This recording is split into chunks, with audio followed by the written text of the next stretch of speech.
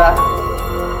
ಆತ್ಮೀಯ ಎಲ್ಲ ರಾಮ ಭಕ್ತರಲ್ಲಿ ವಿನಂತಿ ಮಾಡಿಸ್ಕೊಳ್ತೀನಿ, ದಯವಿಟ್ಟು ವಿಡಿಯೋ ಅತಿ ಹೆಚ್ಚಾಗಿ ಮತಾಂಧರಿಗೆ, ದೇಶದ್ರೋಹಿಗಳಿಗೆ, ರಾಮನ ವಿರೋಧಿಗಳಿಗೆ ಈ ವಿಡಿಯೋ ತಲುಪಬೇಕು. ಬಹುಶಃ ನೇರವಾಗಿ ವಿಷಯಕ್ಕೆ ಬರೋಣ. ಕರ್ನಾಟಕದಲ್ಲಿ ಮತ್ತೊಂದು ಗೋಧ್ರಾ ಹತ್ಯಾಕಾಂಡ ಆಗಬಹುದು.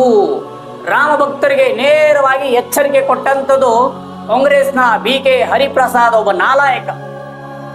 ರಾಮ ಭಕ್ತರಿಗೆ ಬೆಂಬಲ ನೀಡಬೇಕನ್ನುವ ಮಾತಿನ ಹೊರಟದಲ್ಲಿ ಇವತ್ತು ರಾಮನಿಗೆ ವಿರೋಧ ಮಾಡುತ್ತಿರುವ ಕಾಂಗ್ರೆಸ್, ಬಹುಶಃ ತಮಗೆಲ್ಲ ಗೊತ್ತಿರಬಹುದು, 1992 ಡಿಸೆಂಬರ್ 6ರಂದು ಸಾವಿರಾರು ಕರಸೇವಕರು ಆ ತಪ್ಪು ಚುಕ್ಕಿಯಾದಂಥ ಬಾಬ್ರಿ ಮಸೀದಿಯನ್ನ ಧ್ವಂಸ ಮಾಡಿ ರಾಮನ ಜಾಗದಲ್ಲಿ, ರಾಮನ ಮಂದಿರಕ್ಕಾಗಿ ಹೋರಾಟ ಮಾಡಿದ ಸಂದರ್ಭದಲ್ಲಿ ಆ ಹುಬ್ಬಳ್ಳಿಯ ಗಲಾಟೆ ಬಹುಶಃ ನೋಡ್ಬೋದು. ಸುಮಾರು 31 ವರ್ಷಗಳ ಹಿಂದಿರುವಂತಹ ಕೇಸನ್ನ ಕರ್ನಾಟಕದಲ್ಲಿ ಮತ್ತೆ ರೀಓಪನ್ ಮಾಡಿ ಶ್ರೀಕಾಂತ್ ಪೂಜಾರಿ ಎನ್ನುವ ಕರಸೇವಕನನ್ನ ಬಂಧಿಸಿದ್ದು ಬಹುಶಃ ಇದು ಈ ಕೃತ್ಯ ಬಹಳ ಬಹುಶಃ ಎಲ್ಲ ರಾಮ ಭಕ್ತರಿಗೆ ಅಪಮಾನ ಮಾಡುತ್ತಿರುವ ಸಿದ್ದರಾಮಯ್ಯ ಮುಲ್ಲಾ ಸರ್ಕಾರ ನೇರವಾಗಿ ನಾವು ಎಚ್ಚರಿಕೆ ಕೊಡಬೇಕು.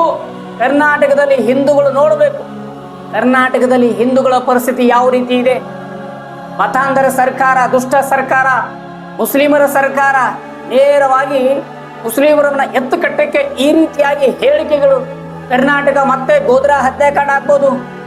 1992ರಲ್ಲಿ ಈ 30 ವರ್ಷಗಳ ಹಿಂದೆ ನಡೆದಂತ ಗಲಾಟೆಯನ್ನ ಮತ್ತೆ ಪ್ರೇರಣೆ ಕೊಟ್ಟು ಮತ್ತೆ ಹಿಂದೂ ಮುಸ್ಲಿಮರ ನಡುವೆ ಬೆಂಕಿ ಹಚ್ಚಿ ಕೆಲಸ ಮಾಡಿ ಇವತ್ತು ಮತ್ತೆ ತನ್ನ ಅಧಿಕಾರವನ್ನ ಪಡ್ಕೋಬೇಕಂತೇಳಿ ಹೋರಾಟ ಮಾಡುತ್ತಿರುವ ಕಾಂಗ್ರೆಸ್ ಅರ್ಥ ಮಾಡ್ಕೋಬೇಕು. ಪ್ರತಿಯೊಬ್ಬ ಹಿಂದೂ ಸಮಾಜ, ರಾಮ ಭಕ್ತರು ನಾವೆಲ್ಲ ಇವತ್ತು ಎಲ್ಲಿದ್ದೀವಿ, ಏನ್ ಮಾಡ್ತಿದೀವಿ? ಈ ದೇಶದ ಅನ್ನ ತಿಂದು, ಈ ದೇಶದಲ್ಲಿ ನೀರು ಕುಡಿದು, ಈ ದೇಶದಲ್ಲಿ ಇದ್ದು ಪಾಕಿಸ್ತಾನಕ್ಕೆ ಚೆನ್ನುವ ಸೂಳೆ ಮಕ್ಕಳು ಇವತ್ತು ರಾಮನ ಬಗ್ಗೆ ಮಾತಾಡ್ತಿದ್ದಾರೆ.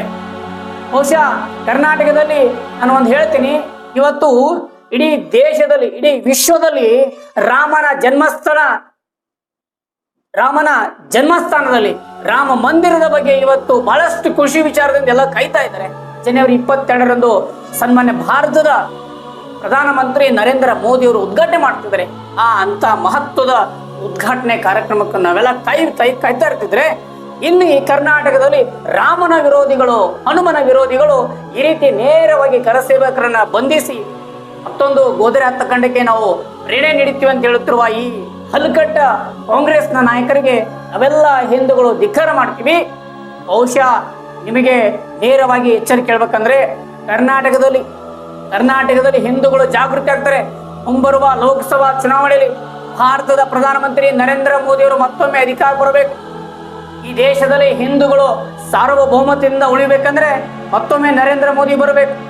ಬಹುಶಃ ದುಡ್ಡಿನ ಆಸೆಗಾಗಿ, ಗ್ಯಾರಂಟಿಯ ಆಸೆಗಾಗಿ ಜನ ಹಿಂದೂಗಳು ಮೂರ್ಖರನ್ನಾಗಿಸಿ ಇವತ್ತು ಮತ ಪಡೆದು ಸಿದ್ದರಾಮಯ್ಯ ನೇರವಾಗಿ ಅಧಿಕಾರ ಮಾಡ್ತಾರೆ.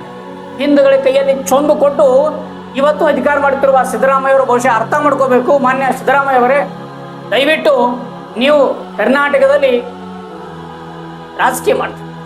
ಇವತ್ತು ರಾಮ ಮಂದಿರ ದೊಡ್ಡ ಪ್ರಮಾಣದಲ್ಲಿ ಉದ್ಘಾಟನೆ ಆಗ್ತದೆ. ಇಂಥ ಸಂದರ್ಭದಲ್ಲಿ ನಿಮ್ಮ ಕಾಂಗ್ರೆಸ್ನ ನಾಯಕ BK ಹರಿಪ್ರಸಾದ್ ಕರ್ನಾಟಕವನ್ನು ಮತ್ತೊಮ್ಮೆ ಗೋಧ್ರಾ ಹತ್ಯಾಕಾಂಡಕ್ಕೆ ಹೋಲಿಸಿದಂತೆ ಇದು ಬಹುಶಃ ಹಿಂದೂಗಳ ದುರ್ದೈವ. ಇದು ಹಿಂದೂಗಳು ಎಚ್ಚರಿಕೆ ಆಗಬೇಕು. ಹಿಂದೂಗಳಿಗೆ ನೇರವಾಗಿ ಎಚ್ಚರಿಕೆ ಸಂದೇಶ ಕೊಡ್ತಾ ಇದ್ದಾರೆ. ಮತ್ತೆ ಹಿಂದೂಗಳ ಮೇಲೆ ಮುಸ್ಲಿಮರದ್ದು ದಬ್ಬಾಳಿಕೆ ಆಗಬೇಕು, ಗಲಾಟೆ ಆಗಬೇಕು, ಬೆಂಕಿ ಹಚ್ಚಬೇಕು, ಕರ್ನಾಟಕ ಹೊತ್ತುರಿಬೇಕು. ಕರ್ನಾಟಕ ಶಾಂತಿಯ ನಾಡು. ಇಂಥ ಶಾಂತಿಯ ನಾಡಿನಲ್ಲಿ ಬೆಂಕಿ ಹಚ್ಚುವ ಕೆಲಸಕ್ಕೆ ಕಾಂಗ್ರೆಸ್ಗರು ನೇರವಾಗಿ ಪರೋಕ್ಷವಾಗಿ ಎಣ್ಣೆ ಹಾಕ್ತಾ ಇದ್ದಾರೆ, ಪೆಟ್ರೋಲ್ ಸುರಿತಾ ಇದ್ದಾರೆ. ಬಹುಶಃ ನೀವೇನೇ ಮಾಡಿ ಉಪ್ಪರ್ಲಾಗ ಹಾಕಿದ್ರು ಮುಂಬರುವ ಚುನಾವಣೆಯಲ್ಲಿ ಭಾರತಕ್ಕೆ ಮತ್ತೊಮ್ಮೆ ನರೇಂದ್ರ ಮೋದಿ ಅಧಿಕಾರ ಮಾಡ್ತಾರೆ. 3ನೇ ಬಾರಿ ಪ್ರಧಾನಮಂತ್ರಿ ನರೇಂದ್ರ ಮೋದಿ ಆಗ್ತಾರೆ. ನೀವು ಯಾರನ್ನ ಎಷ್ಟು ಬೇಕಾದ್ರೂ ಎತ್ತಿ ಕಟ್ಟಿದ್ರು, ನೀವೆಷ್ಟು ಬೇಕಾದ್ರೂ ರಾಮ ಭಕ್ತರಿಗೆ ನೀವು ಅಪಮಾನ ಮಾಡಿದ್ರಿ, ರಾಮನಿಗೆ ಅಪಮಾನ ಮಾಡಿದ್ರು ಕೂಡ ಮತ್ತೆ ಮುಂದಿನ ಸಲ 2024ರ ಚುನಾವಣೆಯಲ್ಲಿ, ಲೋಕಸಭಾ ಚುನಾವಣೆಯಲ್ಲಿ ಎಲ್ಲ ಪ್ರತಿಯೊಬ್ಬ ಹಿಂದೂ ಬಾಂಧವರು, ರಾಮ ಭಕ್ತರು ನೇರವಾಗಿ ಮೋದಿಯ ಮುಖವನ್ನು ನೋಡಿ ಬಿಜೆಪಿಗೆ ಮತ ಹಾಕ್ತಾರೆ. ಕರ್ನಾಟಕದಲ್ಲಿ ಕಾಂಗ್ರೆಸ್ ಸರ್ಕಾರ, ಸಿದ್ದರಾಮಯ್ಯನವರ ಸರ್ಕಾರ ಬಹುಶಃ ಪ್ರತಿಯೊಬ್ಬ